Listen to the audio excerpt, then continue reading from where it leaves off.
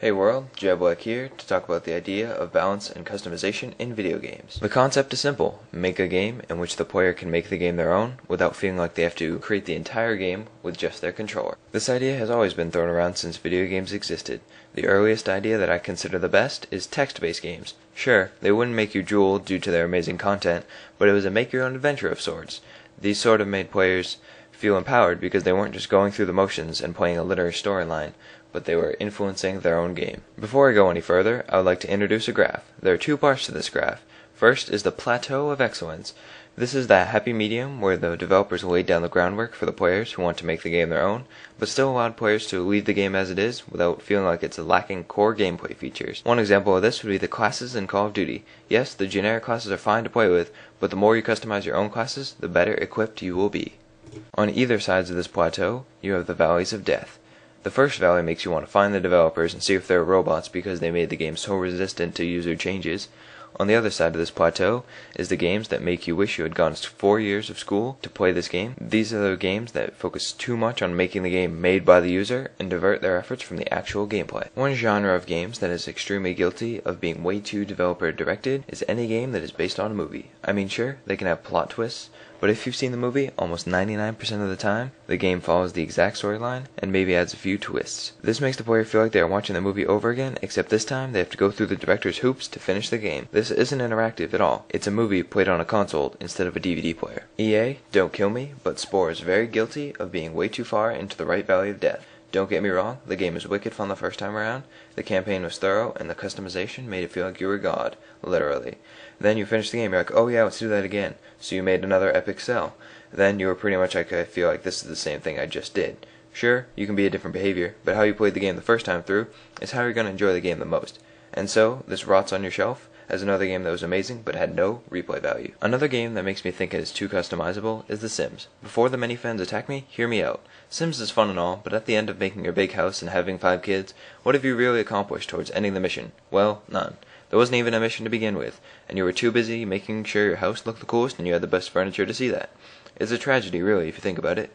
They had made a game with no endpoint and made a killing off it. For that, I have to give them a little bit of credit. What I think has happened is our games are dividing themselves into two schools of thought.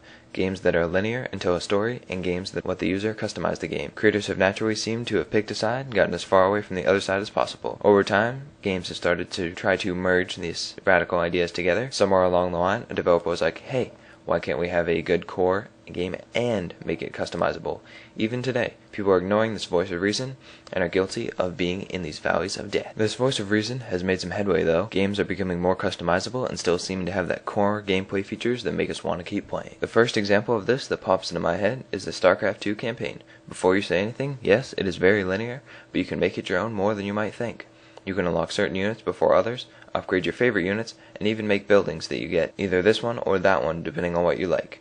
This is on the plateau on my mind and is a model for other games. This model isn't set in stone though. Sure, it works for an RTS, but if Call of Duty was making a game and they made you follow this model, you might have to choose between having a machine gun or a pistol. We are humans, and after all, and if we are not required to make intellectual decisions, we would probably want both. What it all boils down to is knowing your audience. If you have a group of gaming buddies, your RTS playing friend will probably not see eye to eye with your friend who plays browser-based casual games like Bejeweled. This is where developers need to put their heads together. I would even go as far as to share ideas between companies for the greater good. I mean, telling X company about Y idea isn't going to bankrupt you in the long run, and everyone else will be better off for it.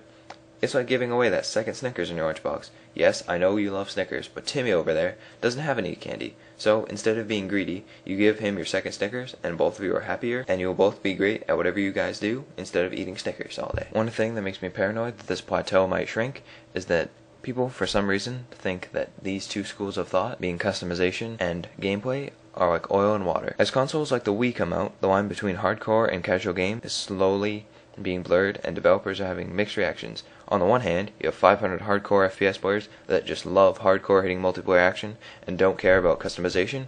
Then you have the 500 people who want to stroll through the forest and shoot some darts at a tree. Then, there are 2,000 people who want a mix of both. And of course, developers are going to cater to the 2,000 over the 1,000 because first and foremost, games are a business. They have overhead that needs to support, and sometimes we become so close-minded that we do not realize it.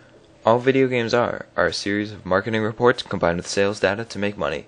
So you, yes you, as a player must do your part to make this movement of customizable games with storylines. This doesn't mean that you have to buy every game that comes out.